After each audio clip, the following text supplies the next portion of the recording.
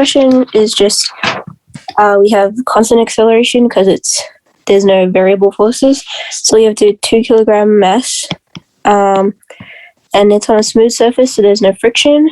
And there's 2 constant forces, so again, constant acceleration.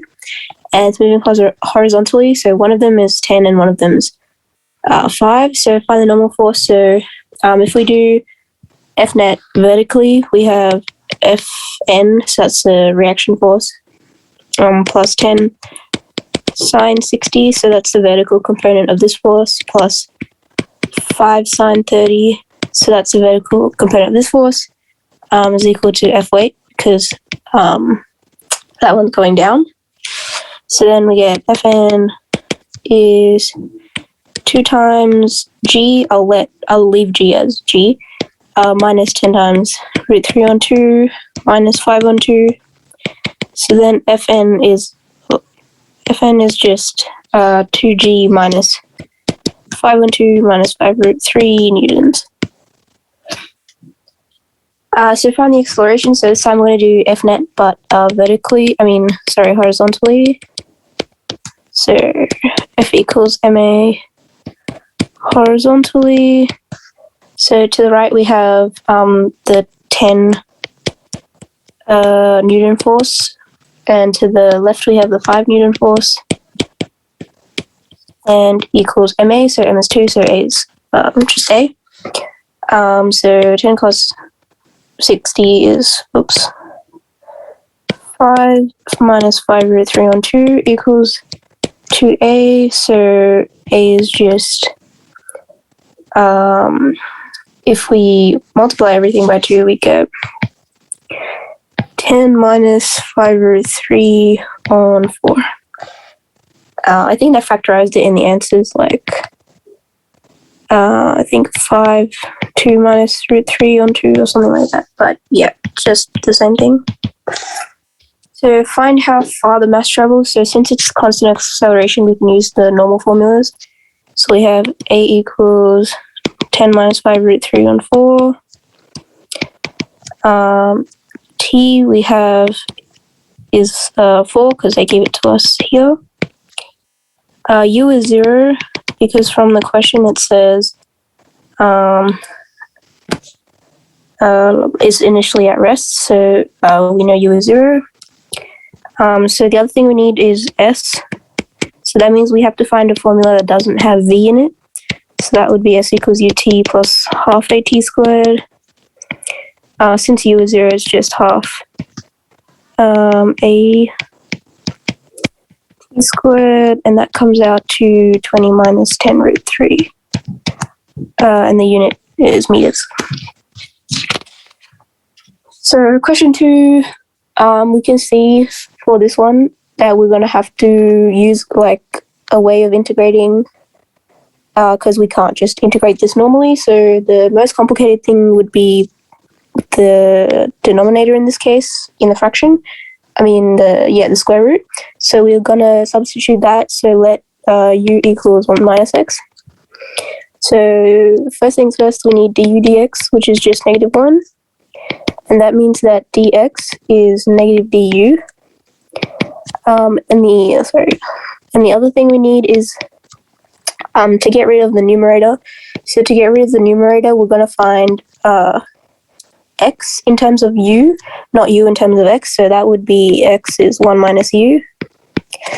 And we also need to change the boundaries. So when x is 0, u is 1, and when x is -1, u is 2. So now we have our integral, our new integral, which is 1 to 2. 2, so it'll be 1 plus x, but x is 1 minus u, so it's 1 minus u on square root u, and dx is minus du, so it's minus du. So we have a negative here. We can do a lot of things with it, but since our terminals are going from a lower number to a higher number, I'd use the negative to switch it around. So 2 to 1, 2 minus u root u du. And then we can split the numerator, the improper fraction, into 2 proper fractions. So 2 on root u minus root u du equals, and then we can just integrate it. So this is 4 root u minus 2 on 3 u to the 3 on 2, and this is from 2 1. Yeah, and if you just simplify that, you should get 8 on 3 root 2 minus 10 on 3. So find the cube root of this, express your answer in polar form. So the easiest way to find the cube root is to find this in cis form. So in cis form, this is just cis negative pi on 4. And that's z to the power 3 in this case, because we're trying to find the cube roots. So z would be cis negative pi on 12 because of the law in which when it's in polar form, we just divide by the exponent. So we have one solution, but it's asking for 3. So we know the solutions are going to be evenly split in an Argand diagram. So if one of our solutions is here, negative pi on 12, then the other ones are going to be like approximately here and here-ish, I guess. But to find where they are, because we know it's split into 3, we can just divide 2 pi by 3. So one of these will be 2 pi on 3 added, and the other one will be 2 pi on 3 minus, subtracted. So the other z, so z1 is cis negative pi on 12, so z2 is cis negative pi on 12 plus 2 pi on 3, which is cis 7 pi on 12. And the other one is cis minus pi on 12 minus 2 pi on 3, which is cis negative 3 pi on 4. We can't do like 2 pi on 3 plus and then add another 2 pi on 3 to this one, because the argument has to be between negative pi and pi. So anything other than that would be outside of the domain. So yep, that's your 3 solutions. So there's one here. Oh, there's one here, 2, 3. So solve the inequality. So we have a modulus. So we have to consider if we draw a timeline, so 4. So if x is greater than 4, then this is going to be positive. But if x is less than 4, this is going to be negative. So we have to consider the 2 scenarios. So the first one we'll take if x is greater than 4. So then 3 minus x is greater than 1 on x minus 4. 3 minus x minus 4 is greater than 1. Then this simplifies to x squared minus 7x plus 13 is less than 0. But if you do the discriminant for this, you'll find it's actually less than 0. So if we like think about what this graph might look like, it's going to look something like this. So for all values of x, it's going to be greater than 0. So if x is greater than 4, we're going to have no solutions. So we haven't really found an answer yet. So that means we have to only consider the answers for if x is less than 4. So if x is less than 4, then the equation inside the modulus becomes a negative. And again, if we expand this, we get x squared minus 7x plus 11 is greater than 0. And this time the discriminant is greater than 0. So we have 2 solutions. So if we write this in turning point form, we get this. So you can see like our graph is going to look something like this. So when this graph is greater than 0, it's going to be x is greater than here, or x is less than here. And so to find our x values, we'll just equate this to 0 and get x equals root 5 7 and 2 plus or minus root 5 on 2. So for the inequality, this graph is going to be greater than 0 for x is an element of negative infinity to 7 minus root 5 on 2. And union 7 plus root root 5 on 2 to infinity. But the thing is, for this solution here, we considered that x has to be less than 4. And this value here is greater than 4. So, like, if we look at this graph, this one, we can only consider,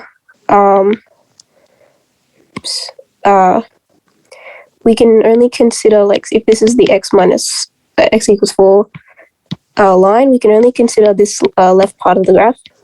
So then we find that our solution to this point here doesn't matter. We can't include it because it's not in this domain. So we ignore this part of the answer, and all we have is minus infinity to 7 minus root 5 on 2. So next question is just, we have a vector resolute, and it's in the direction of B. So you can see here they haven't really done anything to B. So the vector resolute is, V vector resolute is A dot B on B dot B times B. So in this, these are all vectors. So in this case, you can see that B and B have been left the same. So you can kind of just ignore this part and only look at this part and equate it to negative 11 on 18. So you can do negative 11 on 18 is, so A dot B is 2 minus 3m minus 1, and B dot B is 1 minus m squared plus 1. So negative 11, 2 plus m squared is 18, 1 minus 3m. And if you like expand and simplify, you'll get the quadratic 11m squared minus 54m plus 40. And if you factorize this, you get 11m minus 10 and m minus 4. So it looks like we have two solutions. We have m equals 10 on 11 and m equals 4. But the thing is, the question says that m is an integer, so we cannot accept 10 on 11 because that's not an integer. So m equals 4 is the only answer. So find the component of A that's perpendicular to B. So the vector resolute of A in the direction of B. So this one, that's the component of A that's parallel to B. So if it's asking for the component that's perpendicular, all we have to do is minus the the parallel part. So minus 11 on 18. I plus, we know that m is 4, so 4j minus k.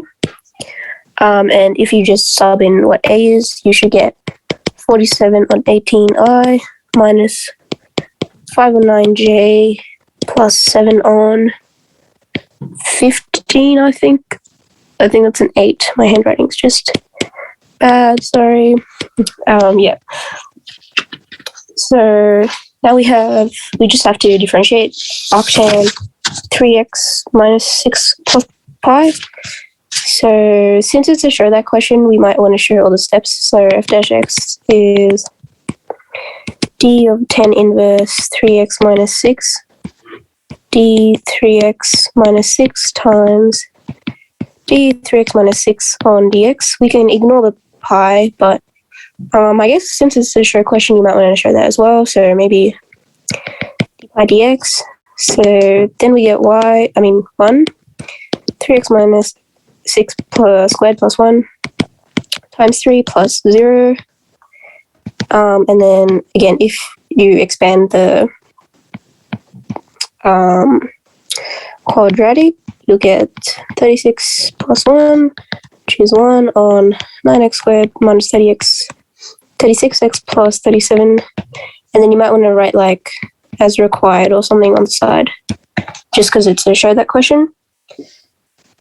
So hence show that the graph of x has a point of inflection of x equals 2. So point of inflection is when f dash dash x equals 0 at a point. So f dash dash x in this case is 3 times, oh sorry, I forgot the 3 up here. So 3 times the derivative of 9x squared minus 36x plus 37, it's about -1. So that is, if you do chain rule and everything, negative 3, 18x minus 36 on 9x squared minus 36x plus 37 squared. So we don't really care about the denominator because if f dash dash x is going to equal 0, then the numerator will equal 0. If the denominator is equal to 0, it'll be undefined. So let negative 3, 18x minus 36 equals 0. X equals 2. So therefore at, maybe just right, therefore f dash dash 2 equals 0. But since it's a show that question, the examiners also wanted us to prove that it is in fact a point of inflection because at all points of inflection, f dash dash x is 0, but not all points where this is true is a point of inflection. So the thing we have to prove is that at f dash dash 2, for when x is less than 2, f dash dash x is greater than 0, and when x is greater than 2, f dash dash x is less than 0. And then with this answer here, that should be all you need to prove for sure that question. But yeah, if you didn't put this part in, they took a mark off. So sketching the graph, so it's just a tan inverse graph. So accordingly with the asymptotes, it's going to be y equals 3 pi on 2. The other one's going to be y equals pi on 2. Oh, sorry, that looks like 3. And then we found our point of inflection here, which is 2 pi, if you sub in 2. And you can find the y-intercept. I did, but I don't think it was required by the question. Plus tan inverse 6. And then your graph would end up looking something like that. So question 7, we have a hybrid function, and we know that they're continuous, both f and f dash x. So we need to show that these two things are true. So the easiest one to look at would be that f dash x is continuous, because you can see that if you differentiate the top one, you're going to get rid of n really quickly because it's a constant. So that would be what I would look at first. So for 1, let f dash x equal f dash x, I guess. Maybe there's probably a better way to word this, but like let them know you're talking about, maybe it's right from x is less than 1 to x is greater than 1. So first thing is dx of mx plus n equals dx 4 on 1 plus x squared. So just m is negative 4, 1 plus x squared, negative 2 times 2x. You can simplify, but since we're just going to sub x as 1 in, there's probably no point, so just let x equal 1. So m is negative 8 on 1 plus 1 squared, so 2 squared, which is negative 2. So we have proved that m equals negative 2. And the other thing is n, so now we can look at fx instead of f dash x. So let f1 equal f1 from x is less than 1 to x is greater than 1. So m we know is negative 2, 1 plus n is 4 on 1 plus 1 squared. So n minus 2 is 4 on 2, so that's just 2. So, 2, so n is 4. And that's what we needed to do. So hence find the area enclosed by the graph. The x-axis and the lines, x equals 0 and x equals 3. So since we need to find the area, it's probably best to draw like a mini graph. So if we look at the function, so we have mx plus n, which is actually negative 2x plus 4. So it's going to look something like this. But this is only valid until 1. So mx plus n graph is like stops here-ish. And then that means since it's continuous, the 4 on 1 plus x squared graph will go like this. So it's going to look something like this. And we know it's going to look like this because 4 on 1 plus x squared is going to be a rational function. So quadratic x squared plus 1 would be like this. And since it has no x-intercepts, there wouldn't be any asymptotes. So like it would look something like this. So that's why we know this looks like this. So to find the area, we don't really have any problems. We can just straight away integrate it between the two terminals. 3 to 1, 4 on 1 plus x squared dx plus 1 to 0, negative 2x plus 4 dx. So this is our tan inverse rule. So tan inverse x from root 3 to 1 plus negative x squared plus 4x, 1 to 0. And if you just simplify all of that and expand everything, you should get pi on 3 plus 3. And it's squared. So we have a volume question now. And it's been rotated around the x-axis over this interval. The x-axis is important because it determines which rule we integrate. But since it's x-axis, it's fine. So our general rule is v equals pi root 3 to 0 y squared dx. In this case, y is this. So if we squared y, the 2 is going to become... The 2 is very important because you might be looking at the square root only and miss the 2 and forget to square it, but always square the whole thing. So 4 pi root 3 to 0 x squared plus x plus 1 x plus 1 x squared plus 1 dx. So now we come across our first problem is that we can't integrate this. So you can see the denominator has factors in it. So that's our first hint, is that we're going to do partial fractions. So x squared plus x plus 1, x plus 1, x squared plus 1 is ax plus 1. And then the other one is bx plus c, because the highest factor of this has to be 1 less than the highest factor of this. So that's why it's x to the 1, whereas this one is x squared.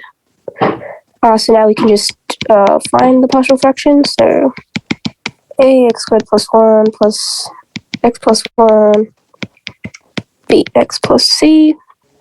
So the easiest way to do this one would be to get rid of this whole thing by letting x equal negative 1.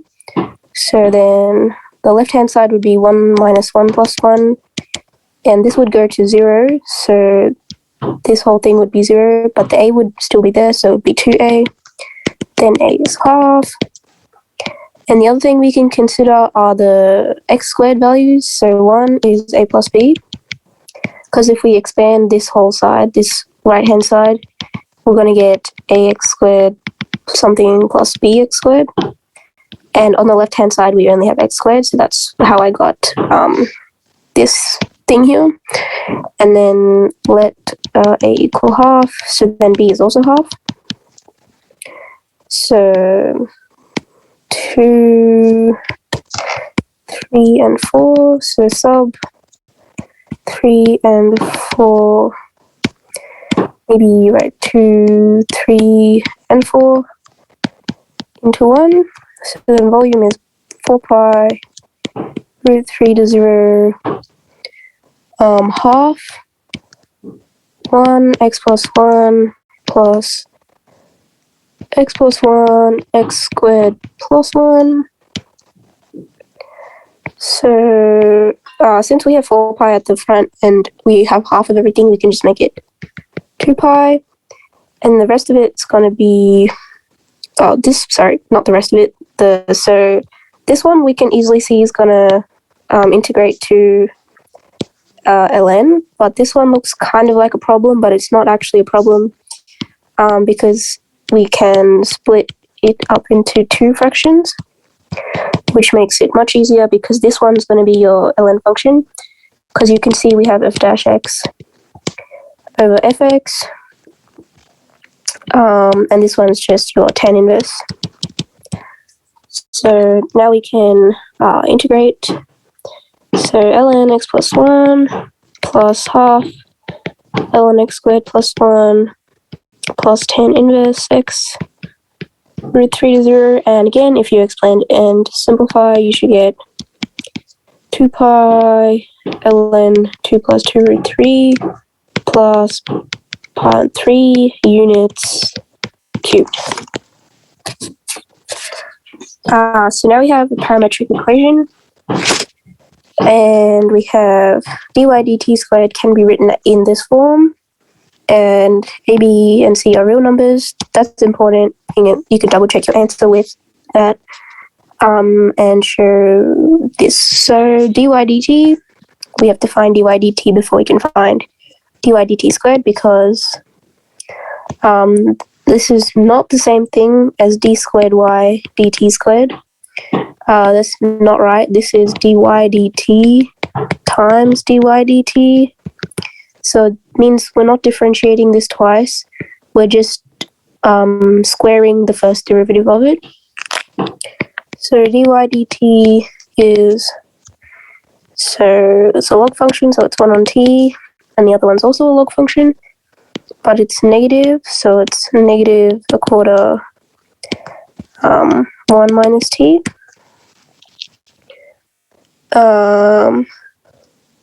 So we can square this now. Dy dt squared is 1 on 1 plus, maybe I'll just write it as t plus 1 minus, or if you want to get rid of the minus, you can absorb it. Oh, sorry, there's 2 ones. You can absorb it into the t minus 1. So if we square this now, we get 1 on t plus 1 squared plus 2 times 4t minus 1 t plus 1, and then plus the n squared 16 t minus 1 squared. So this is 1 on t plus 1 squared plus 1 on 2 t squared minus 1 plus 1 on 16 1 minus t squared. So you can see we're almost at the form they want, except we have a slight issue here because we have a plus t squared minus 1, but they have 1 minus t squared. So the easiest thing we can do is just take out the negative. So 1 on t plus 1 squared minus 1 on 2, 1 minus t squared plus 1 on 16, 1 minus t squared. Sorry, this is the bracket is outside. So now we have it in the form that we want. We can see that a is 1, b is -2, and c is 16. Here you might want to write like through comparison or something, just to explain how you got to this conclusion. So last question is just to find arc length. So the arc length formula is integration of, in this case, half to 0, square root of 1. So because it's giving us time, so that means it wants us to do it in terms of dx dt and dy dt, not in terms of dy dx. So this would be dy dt squared plus dx dt squared dt. So that's 1. The thing is, we don't actually know any of these, so you can do it all in one step if you feel comfortable, but I like to do it in different steps just so I don't muck up anything. So dx dt is 1 on square root 1 minus t squared, so then dx dt squared is 1 on 1 minus t squared. And again, just making sure that you're not doing the second derivative, that you're just squaring the first derivative. And then we already know what dy dt squared is from the previous part. It is 1 on 1 plus t squared plus, minus 2, 1 minus t squared plus 1 on 16, 1 minus t squared. So you can now sub 2 and 3 into 1. So arc length is half to 0 square root 1 on 1 minus t squared plus 1 on 1 plus t squared minus 1 on 2 1 minus t squared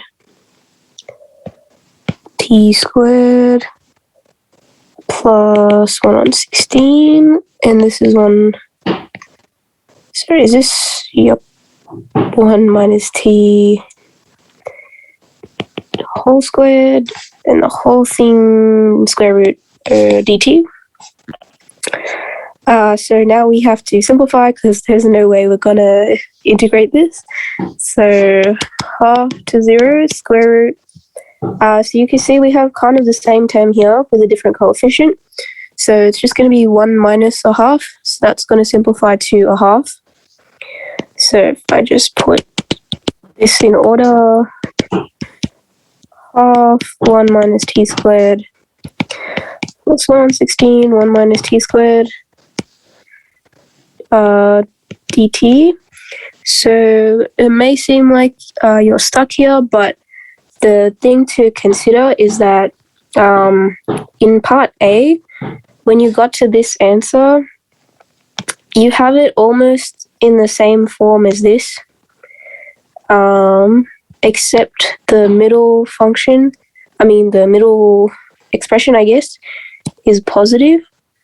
So the only thing you have to do here is, because you also squared it here, you squared it here, and you have a square root here. So you can kind of see that you're just trying to get the same form for this equation. But the negative problem in the middle expression means that you have to change something slightly. And in this case, it would be this sign, because you have a positive in this case, whereas you had a negative in this one. Yep, so wait a second. Minus half. Yep, so you just oh, it's already swapped. Okay, sorry, my bad. So it's already swapped, so we can just leave it as a positive. So 1 on 1 plus t plus 4, 1 minus t whole squared dt. So that's how you get rid of the square root. That's often the case with arc length questions, is that you're not actually supposed to integrate with the square root there. It's gonna disappear if you find a way to integrate, factorize the inner function. So 4 1 minus t dt, and this integrates to ln 1 plus t minus a quarter ln 1 minus t from half to 0. And if you just expand and simplify, you should get ln 3 on 2 plus a quarter ln 2. And after you get your answer, just make sure you check the form that it's required in. In this case, it makes sense because we have all of the required parts, so everything is fine. And that's it.